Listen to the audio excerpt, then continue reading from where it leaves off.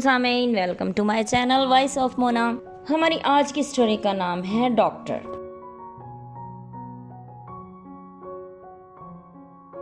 وہ ہمارے محلے میں ہی ان کا کلینک تھا اور بہت پرانا کلینک تھا۔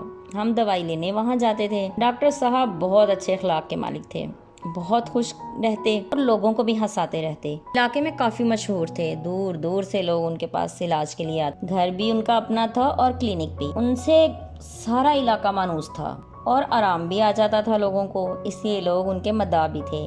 لگتا نہیں تھا ڈاکٹر صاحب کو بھی کوئی دکھ ہو سکتا ہے۔ ایک دن میں ان کے پاس میڈیسن لینے گئی تو وہ کچھ مجھے پریشان لگے۔ میں نے پوچھا، آج آپ کا مزاج خلاف معمول ہے؟ وہ چونک کر بولے، نہیں کچھ نہیں۔ پھر ان کی بڑی آنکھوں میں نمی نظر آئی۔ میں نے مزید پوچھنا مناسب نہیں سمجھا اور میڈیسن لے کر واپس آ گئی۔ پھر کافی دنوں تک جانا نہیں ہوا۔ پھر ایک دن طبیعت خراب ہوئی تو میں گئی۔ اب وہ ٹھیک تھے۔ میں نے پوچھ ہی لیا کہ اس دن کیا ہوا تھا۔ بولے، میرا ایک بیٹا ہے جو ذہنی معذور ہے، وہ گھر سے چلا جاتا ہے لیکن پھر مل گیا، اس وجہ سے میں پریشان تھا۔ اس کا کوئی علاج نہیں ہے۔ میں ڈاکٹر ہوں لیکن بے بس ہوں، اپنے بیٹے کا علاج نہیں کر سکتا۔ اس کا وجود تو بڑھ گیا ہے لیکن دماغ نہیں بڑھا، اس لیے گھر سے باہر نہیں جانے دیتا۔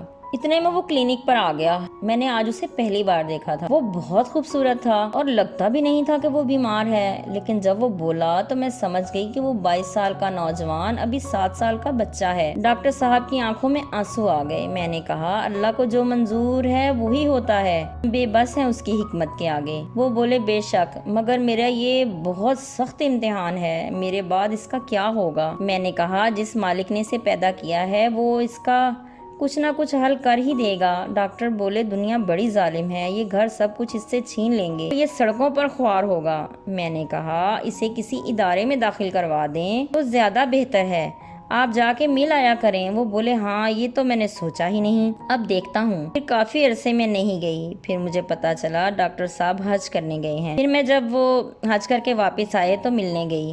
مجھے دیکھتے ہی خوش ہو کر بولے، تمہارا مشورہ مان لیا، وہ ایک ادارے میں ہے اور یہ ساری پراپرٹی میرے مرنے کے بعد اس ادارے کو چلی جائے گی۔ میں نے کہا، آپ نے بہت اچھا کیا۔ کہنے لگے، تمہاری بدولت، اگر تم مجھے مشورہ نہیں دیتی تو میری سمجھ میں نہیں آ رہا تھا، میرا دماغ معاف ہو چکا تھا بیٹے کی ٹینشن میں۔ میں نے کہا، مجھے کچھ نہیں چاہیے، آپ میرے لیے دعا کیا کریں۔ وہ ہنس دیے، دعا تو کرتا ہوں آپ کے لیے، جیتے رہیے، خوش رہیے۔ ملتے ہیں اگلی کہانی کے ساتھ۔